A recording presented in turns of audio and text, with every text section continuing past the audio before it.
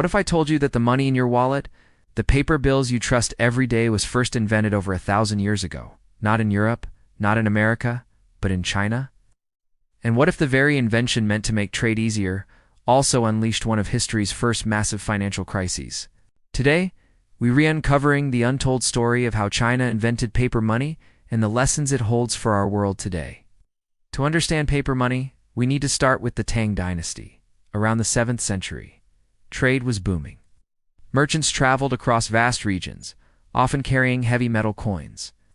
But coins were cumbersome, easy to lose, and impractical for large transactions. Enter a revolutionary idea. What if value could be represented not by metal, but by paper?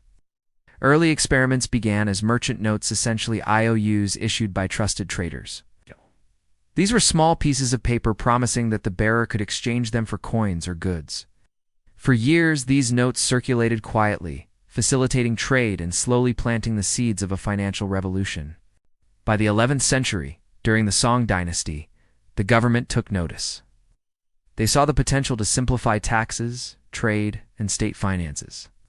By 1024, the Song government issued the first officially sanctioned paper money, called zhuozi.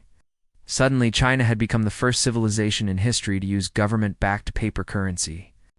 Traders no longer needed carts full of coins. They could carry lightweight notes, accelerating commerce across the empire. The system was ingenious. Backed initially by precious metals and government trust, paper money transformed the economy. Cities flourished, markets expanded. The world was witnessing the birth of modern finance, but it came with a hidden danger.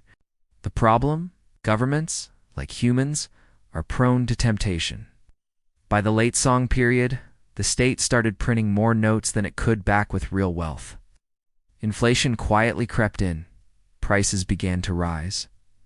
People lost faith in the currency. By the 12th century, too much paper money, combined with a shortage of coins, led to one of history's earliest financial collapses. Merchants hoarded coins. Farmers demanded payment in silver or grain. Paper money became nearly worthless in some regions. Attempts to stabilize it, like issuing new denominations or restricting circulation, failed. The empire learned a hard truth. Money is only as valuable as the trust behind it. The collapse of paper money caused severe economic disruption. Governments struggled to collect taxes. People lost their savings overnight. Even centuries later, Chinese rulers remembered the lesson. Overprinting money without reserves leads to disaster. Yet, the pattern repeats in history, from European hyperinflations to modern quantitative easing programs. Fast forward to today. Modern currencies, from the dollar to the yuan, are fundamentally trusted paper, proto digital representations of value. And yet, the same principle holds. Overextending currency without backing can trigger inflation, erode wealth, and destabilize economies. China. Paper money taught the world both innovation and caution. So what can we learn from the birth and near collapse of paper money in China? Innovation carries risk. Great ideas like paper money can transform societies, but only if implemented responsibly.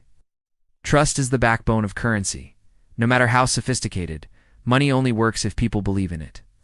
History repeats itself. Economic patterns from centuries ago echo in today's financial systems. Ignore them at your peril. The story of China's paper money is both a triumph and a warning. Every bill in your wallet carries not just value, but a lesson from history. Unchecked innovation without caution can crumble entire economies. Next time you handle cash, sure, check your digital balance. Remember, trust is fragile, and history has a way of repeating itself. Dive deeper into the mysteries of money and history by subscribing. And hit the bell so you never miss our journey through the past that shapes our world today.